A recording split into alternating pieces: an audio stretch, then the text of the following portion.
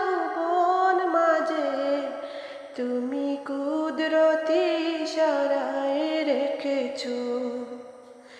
এই শ্যামল পৃথিবীর চিত্রখানি তুমি নিপুণ তোমার হাতে এঁকেছো।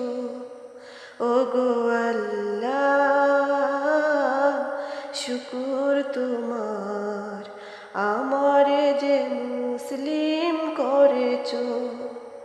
ওগো আল্লাহ, শুকুর তোমার, আমারে যে মুসলিম করেছো।